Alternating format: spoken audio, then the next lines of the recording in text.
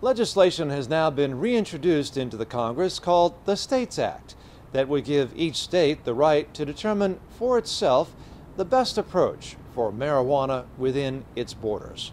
This is about allowing states to make a determination on what they're going to do when it comes to their state marijuana policies. The federal government can't stick its head in the sand anymore. 47 states have legalized some form of marijuana, and this isn't about legalization. It's about making sure that we have transparency. It's about making sure we fix a state-federal conflict. It's a federalism approach, and I think it's the right way to move forward on a very complicated issue. This from States Act sponsor, Colorado Republican Senator Cory Gardner, as he reintroduced the legislation. The bill, also known as the Strengthening the 10th Amendment Through Entrusting States Act, would effectively deschedule cannabis in jurisdictions that have a legal regulatory regime in place for the sale of medical or personal use marijuana.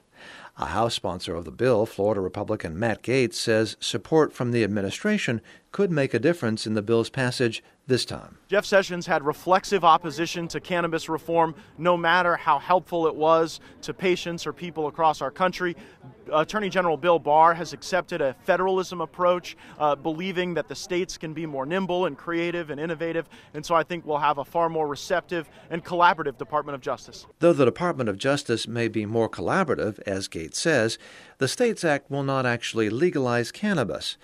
Nevertheless, Don Murphy of the Marijuana Policy Project says lawmakers from both sides of the aisle see something to like in the States Act. It's Democrats, on the one hand, think this is criminal justice reform. Republicans think this is states' rights issues.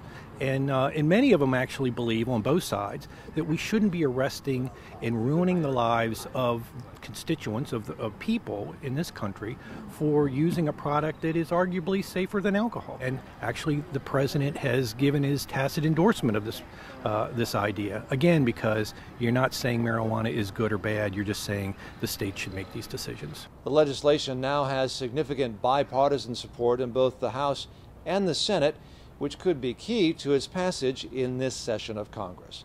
John Hines, One America News, Washington. Want to see more videos like this? Click on the link below and subscribe to One America News on YouTube, and call your cable provider and kindly demand that One America News is added to your lineup. Call and subscribe today.